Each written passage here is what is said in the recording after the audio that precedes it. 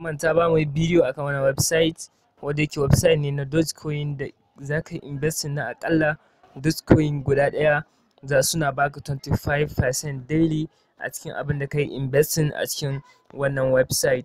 To abin da nake so in ce shine wanda ya riga ya investing idan ya riga ya cire ko aka turo mishi payment nashi, to kada ya sake yin investment na ainihin kuɗin nashi. Idan ma zai investment to yayi da ribar da ya samu saboda tsaro.